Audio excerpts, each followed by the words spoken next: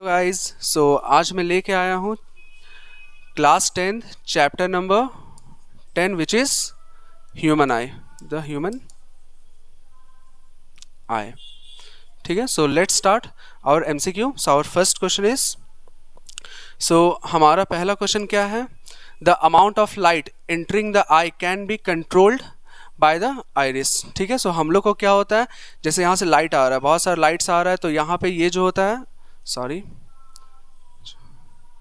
ये हो गया, ये जो हो गया, ये जो लाइट हो गया, ये कंट्रोल किसके थ्रू किया जाता है? वो आइरिस के थ्रू किया जाता है। ठीक है, so our first option is iris. Next question, question number 2। At noon the sun appears white as, so noon के मीन्स आफ्टरनून, एट आफ्टरनून जो सन होता है वो वाइट दिखता है। वो किस रीजन से दिखता है? Because light is least scattered. वहाँ पे जो लाइट होता है वो लीस्ट स्कैटर्ड होता है, बिकॉज यहाँ पे क्या होता है, ये अर्थ हो गया, ये सन हो गया, तो यहाँ पे जो डिस्टेंस होता है बहुत ज़्यादा कम होता है। डिस्टेंस कम होने के कारण क्या होता है, ये स्कैटर्ड ज़्यादा नहीं कर पाता है, जिस रीजन से लीस्ट स्कैटर्ड के कारण वो वाइट अपीयर होता है। ठीक है, so our option number C. So next question, question number 3।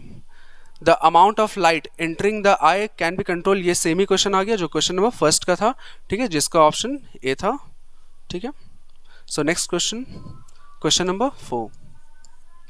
So the question number 4 is the defect of eye in which the eyeball becomes too long. So वैसा कौन सा डिफेक्ट है जिसमें eye ball क्या होता है, वो बड़ा हो जाता है। सो वो जो डिफेक्ट होता है वो मायोपिया होता है। उसमें क्या होता है, ये आई बॉल क्या होता है, वो बड़ा हो जाता है। ठीक है, यहाँ पे ये आई बॉल बड़ा हो जाता है, जिस रीज़न से यहाँ पे जो लाइट रे आता है वो यहाँ पे इसके अंदर ही वो रिफ्रैक्ट कर जाता है, यहाँ पे रिफ्रैक्ट करता है और यहाँ पे इंटरसेक्ट कर जाता है। वो रेटिना से पहले ही वो इंटरसेक्ट कर जाता है। ठीक है, बिकॉज ऑफ टू लॉन्ग हो जाता है, टू लॉन्ग हो जाता है आई बॉल। ठीक है, सो इस डिफेक्ट को मायोपिया बोलते हैं। सो नेक्स्ट क्वेश्चन,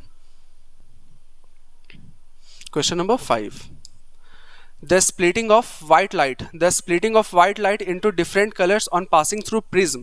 so यहाँ पे क्या बोला हुआ है, एक मेरे पास प्रिज्म है, एक प्रिज्म हो गया, यहाँ से व्हाइट लाइट यहाँ से गया है व्हाइट लाइट, उसके बाद फिर यहाँ पे 7 कलर्स पे वो स्प्लिट हो जाता है, 1 2 3 4 5 6 एंड 1 7 कलर्स। सो ये जो फेनोमेनन होता है इसको डिस्पर्शन ऑफ लाइट बोला जाता है, dispersion of white light, dispersion of white light.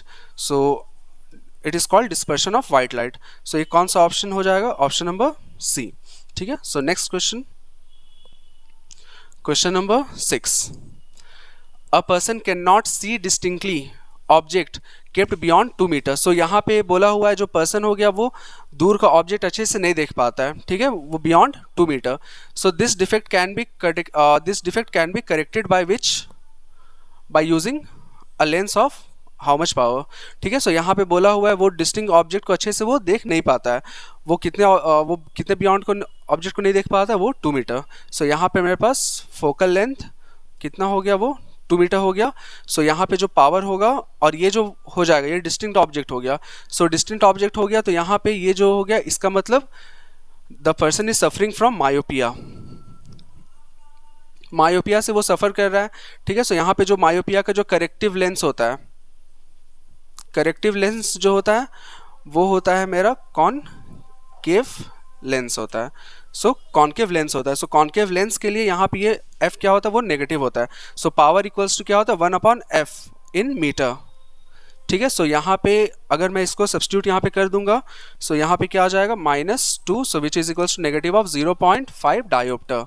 So our option number B, -0.5 dioptre. ठीक है, so next question, so it will maybe question number 7। so ये हमारा क्वेश्चन नंबर 7 है। The clear sky appears blue। जो sky होता है clear sky वो blue किस रीजन से दिखता है? पहला, blue light get absorbed in the atmosphere. बिल्कुल नहीं, एब्जॉर्ब नहीं होता है। Ultra violet radiation are absorbed in the atmosphere. बिल्कुल नहीं, ऐसा भी नहीं होता है। Violet and blue light get scattered more than light of all other colours by the atmosphere. बिल्कुल ऐसा होता है, ब्लू लाइट और वॉयलेट लाइट वो ज़्यादा स्कैटर्ड होता है as compare to other colours. ठीक है। सो जिस रीजन से हमारा जो क्लियर स्काई होता है वो ब्लू अपीयर होता है, ठीक है। So our option number C. So next question, question number 9.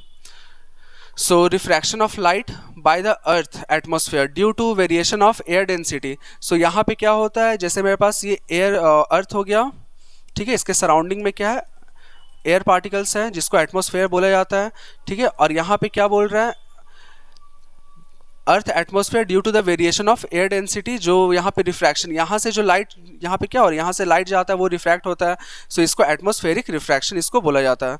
ये एटमॉस्फेरिक रिफ्लेक्शन नहीं होगा, डिस्पर्शन भी नहीं होगा, स्कैटरिंग भी नहीं होगा, सो ये हो गया, ठीक है, एटमॉस्फेरिक रिफ्रैक्शन के थ्रू होता है। Question number 7 completed. So our last question is question number 10.